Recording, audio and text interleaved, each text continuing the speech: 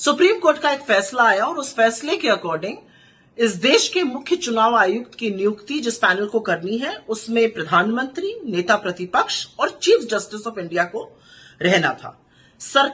मोदी सरकार ने कानून लाकर चीफ जस्टिस ऑफ इंडिया को बाहर किया और मोदी जी के पसंदीदा मंत्री, प्रधानमंत्री के पसंदीदा मंत्री उसमें रहेंगे, प्रधानमंत्री खुद रहेंगे और नेता प्रतिपक्ष रहेंगे। इसके खिलाफ सुप्रीम कोर्ट में एक याचिका दायर हुई। सुप्रीम कोर्ट उस याचिका पर 19 तारीख को सुनवाई करने वाला था, लेकिन आनन फानन में सरकार ने समिति की बैठक बुलाई इस फैसले को करने के लिए।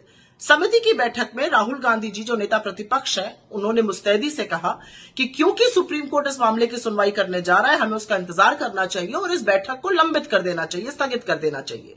लेकिन उनके सुझाव को नरेंद्र मोदी और अमित शाह ने खारिज कर दिया और आधी रात को ज्ञानेश कुमार को इस देश का मुख्य चुनाव आयुक्त नियुक्त कर दिया गया। डिसेंट नोट नेता प्रतिपक्ष राहुल गांधी जी ने इसमें दिया था। सब जानते हैं ज्ञानेश कुमार जी अमित शाह जी के बड़े पसंदीदा नौकरशाह रहे हैं। सवाल एक है, असल में सवाल दो हैं, और सवाल यह है कि ऐसी क्या जल्दी थी? अगर सुप्रीम कोर्ट इस मामले को सुन रहा था तो उसकी सुनवाई हो जाने देते, फिर नियुक्ति करते। ऐसी क्या दिक्कत थी चीफ जस्टिस ऑफ इंडिया के रहते हुए कि उनको निकालकर मंत्री को एक डाला गया, जिससे कि फैसला 2:1 रहे, जो सरकार चाहेगी उसी की नियुक्ति होगी।